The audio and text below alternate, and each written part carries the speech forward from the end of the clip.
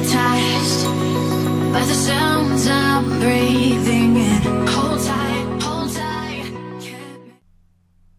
What's going on, guys? Nick Foy here, the founder of Under30Wealth.com. And today's video is going to be diving into the 2% rule, which is a rule of thumb that rental property investors can use to try to figure out the max purchase price that they need to buy a property for based on the rental income that property is going to produce. So the 2% rule is basically stating that your purchase price plus your renovations, whatever that total investment's going to be, the rental income should be 2% or greater of that amount. So an example, let's say you look around your market and you see that, homes are selling or rental properties are renting for maybe $1,250 per month. So let's say this is the monthly rental income that you could collect for a typical 3-bedroom, 2-bath home in the neighborhood that you're targeting as an investment property. So to figure out how to make sure that this rental income is going to cover all the expenses for that home, well, you need to make sure that you're buying into it at 2% of whatever this rent is. So what we're going to do next is divide this rental income by 2%, and that's going to spit out a value. So if we pull up a calculator here and we take that $1,250 per month, divide it by 2% to figure out what value that would be 2% of, $62,500 is what you would have to be all in for on the investment property. So an example case in my scenario, we found a investment property when I was 20 where we thought we could get about $925 per month out of that property. And realistically, we probably could have charged $1,000 or even maybe $1,050. So another $75 to $100 in rent, but we started at $925. So if we were to take that, divided by the 2%, you're looking at about $45,000 roughly. So this would be our target all-in price that we would need to be. We ended up buying the property for $30,000, and we put about $15,000 in renovations into it. So that brought us to $45,000 as our all-in cost. And then that $925 was how much we got in rent. So we met the 2% rule. All right, so the reason the 2% rule is important is because you want to get the best return on investment possible. So the less money that you have to buy a property for, the lower your mortgage payment's going to be. So a lot of people buy rental properties using mortgages, and that's going to come out of the cash flow that the property is producing. So if you're taking out, $1,250 per month in rent, and then you've got a mortgage on the property, you're going to have to subtract that mortgage payment from the rent, and then whatever amount was left is going to have to go towards, you've got taxes, insurance, you've got to keep a little reserve on hand for repairs, and then you're going to have different maintenance expenses. So if you're doing the lawn, snow removal, then that's going to come out as well.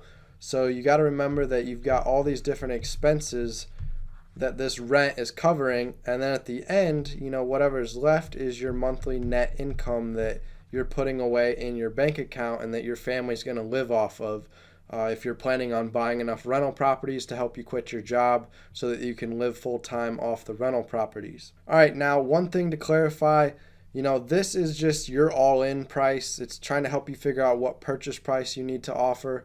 So in the previous example, we had a $62,000 house here.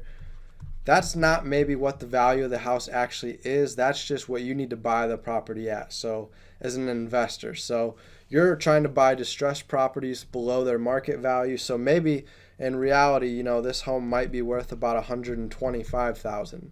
If you're lucky to get the property 50% off, then you're going to be doing pretty good. So in reality, the true market value of the house being $125 and you've got $1,250 in rent, so that would be about 1%.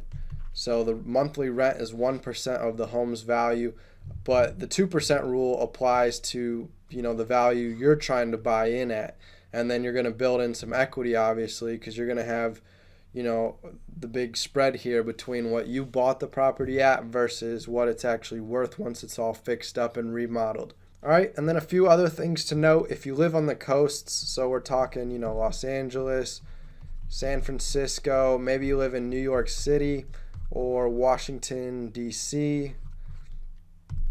So these bigger cities where prices go up a lot higher, we're talking like $1 million property. It's not going to be able to rent necessarily for, $20K per month. So that's what this would have to rent for if you were to multiply $1 million by the 2% rule. So it's hard to get that much rent, out of $1 million property. It might be possible in your market, but I know most of these rents in San Francisco and New York City, you're looking more like $3,000 and $4,000. That's probably the cap on the rent there. So if that's the case, you've got to be looking to buy the property for maybe $800,000, $600,000 to make it work. So really the 2% rule, it more applies to trying to buy actual rental properties.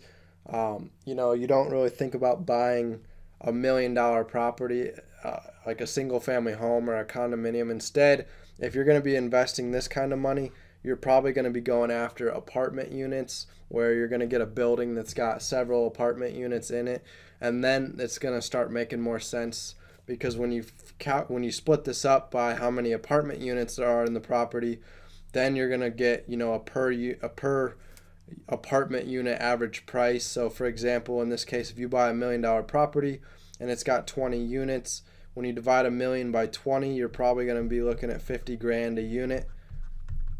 So that $50K a unit then is you're going to try to figure out how much you could rent for. So you're going to try to rent that out between $500 to $1,000 a month, as this is going to be your 1 to 2% rule. All right, so that wraps up today's quick video on the 2% rule. You're basically just looking at what rents are in your market and then trying to buy properties so that that rent becomes 2% of the value. So that's going to give you a good rule of thumb to try to figure out what purchase price to offer. So a quick way to do the math is just to divide this by 2. So in this, and then add on, like 100,000 to it. So in this case, if we divided 3 by 2, we'd get 1.5. So you add that on to like 100,000. So really we're talking about 150K. That's the type of property that's the purchase price we would try to buy in at if we're buying a property that's going to rent for $3,000. And remember, this $150,000 property that's renting out for $3,000, really it might be worth $300K, and we're able to buy it half off because it's in distressed condition. It needs remodeled and renovated. Once it's all fixed up, it'll be worth $300K, which then getting $3,000 per month on a $300,000 house, that's more reasonable in some markets. But trying to find a $150,000 house that rents for $3,000, that's not very reasonable. So this price is the price that you're buying in at, and obviously the actual value of the home is going to be a lot higher if it's able to collect $3K. So same goes if you're buying a $1,000 house, then you got to get in at $50K. So keep that in mind. Just a quick way to do the math: split the rent in half, and then divide, and then multiply it by like 100,000, and that's going to help you quickly try to calculate what the purchase price is. So eventually you'll get the rule of thumb down. If it's renting for $800, then that's $40,000. If it's renting for $900, that's $45,000. If it's renting for $1,000, that's a $50,000 purchase price. $2,000 would make the the purchase price have to be $100,000. So once you do the math several times, you'll figure out quickly how to look at properties and analyze them to see if they would fit that 2% rule. So if this video was helpful, smash the like button, hit subscribe, and tomorrow we're going to be uploading another video, so turn on the notifications. I upload every single day, so if you're not a subscriber, make sure you subscribe, and I will see you guys in tomorrow's video lesson. Thanks for watching.